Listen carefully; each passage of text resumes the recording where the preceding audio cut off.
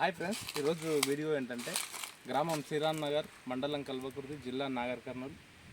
శ్రీరామ్ నగర్ గ్రామంలో ఈసారి మామిడి తోటలు అన్ని రకాల తోటలు వేసారు, కానీ ఒక రకం తోట అది ఏదంటే కోత మామిడి. కోత మామిడి క్రాప్ ఎక్కువ ఉంది, వేరే తోటలు అంత క్రాప్ లేవు.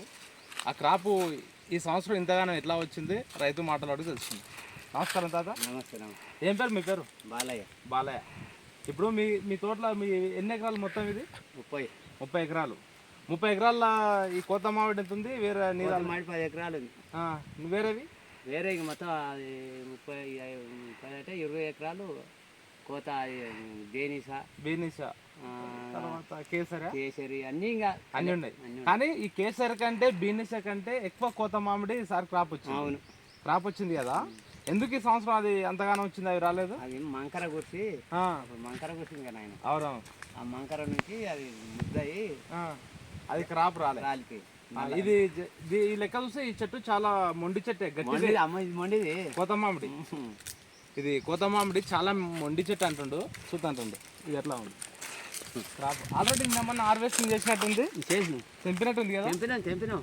ఎట్లా ఉంది తాత కేజీ? అది తెలియదా? ఏం కాదు, మార్కెట్ ధర. నీ సేటు వాళ్ళే పోయి అమ్ముకోవచ్చు. సేటు వాళ్ళు కాదు, పట్టిన వాళ్ళు తీసుకున్నారా? కోత మామిడి అనేది ఎంత మొండిది అంటే మొండిది. క్రాప్ అసలు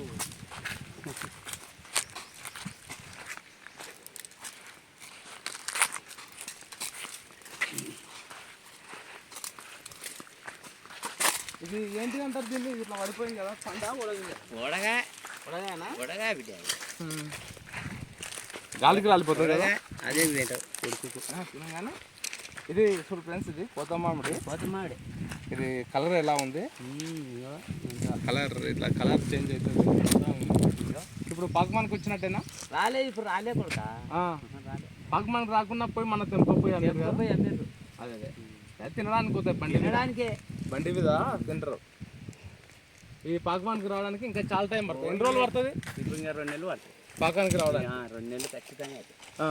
ఇప్పుడు మనం జూన్ జూలైలో వస్తుంది. ఈరోజు ఏప్రిల్. ఇది జూన్ జూలైలో వస్తుంది అంట క్రాప్. ఇది అదే కదా, కేసరా? ఇది కోత మామిడి కాదు. ఇది కేసరి అంట. కేసరుడికి బాగానే క్రాప్ ఉంది, కానీ ఎక్కువ అంటే కోత మామిడే ఉంది. కోత మామిడి బేనిసా పోయింది. బేనిసా పోయింది, అది పోయింది. ఇది కేసరి ఎక్కువ. కేసరి.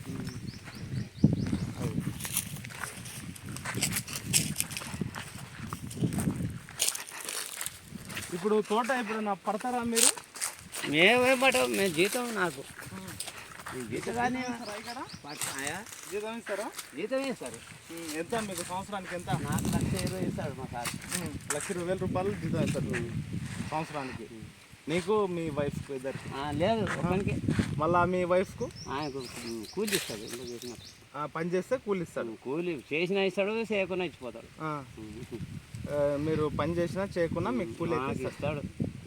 5 సంవత్సరాలు ఆయన. 5 సంవత్సరాలు చేయబట్టి. ఇప్పుడు ఈ తోట పట్టిన ఆయనకి ఎన్ని లక్షలు కట్టింది తోట? 3 లక్షలుగా. లాస్ట్ కదా అంత తక్కువ అంటే? ఇంత పెద్ద తోట ఇంతలో పెద్ద ఉంది కొడుకు. 30 ఎకరాలు కదా. 80,000కి ఇచ్చిండు. 30 ఎకరాలు కదా. 30 అంటే అది కాయలేదు కదా. ఈ కాసిన కాడికి 3 లక్షలు. 3 లక్షల రూపాయలకి కాసిన వరకే ఇచ్చిండు. కాయిన దానికంటే అది నెక్స్ట్ టైం. ఇంత ముందు ఇంట్లో మీరు అది పెట్టారు కదా, అది జామ పప్పిడి పెట్టారు అన్నారు. ఎందుకు మళ్ళీ అది తీసేసారు? వేస్ట్. ఈ నీళ్ళు లేదు, నీళ్ళ సౌకర్యం ఆగదు కదా. జామకు బాగా నీళ్ళు ఆగదు, పప్పు ఆగదు. నీళ్ళు ఉంటే నీళ్ళు ఉండాలమ్మా. ఎప్పుడు పదును లేకుండా ఉంటే చెట్టు ఎండిపోతుంది. ఇది ముందుకు చూసుకున్నాను.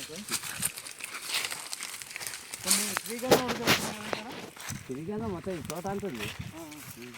శ్రీగంధం అంటే దీనికి శ్రీగంధం ఉడకబెట్టింది కదా. శ్రీగంధం ఏం చేయాలి తాత అంటే, ఇవన్నీ కటింగ్ చేయాలి, ఇవన్నీ తీయాలి. అవునాట. ఇవన్నీ తీసి ఇంట్లో ఏదన్నా ఒకటి పెంచాలి. అవునాట. అట్లా పెంచే చెట్టు పెద్దగా అవుతుంది. లేకపోతే అట్లా ఉంటే పెద్ద కాదు. ఆయిల్ చెట్లు లాగా అవుతుంది. ఆయిల్ చెట్లు లాగా అయ్యి చెట్టు కూడా ఎట్లా ఉంది.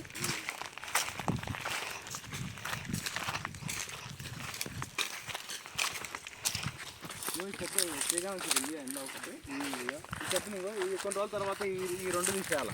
ఈ రెండు విషయాలు ఈ రెండు తీస్తే ఇది ఏకకాండం తోటి స్ట్రేట్ వెళ్ళిపోతే చెట్టు మంచిగా లాగో సైజు పెరుగుతుంది. శ్రీగంధం 2 సార్లు చేసింది ఇది.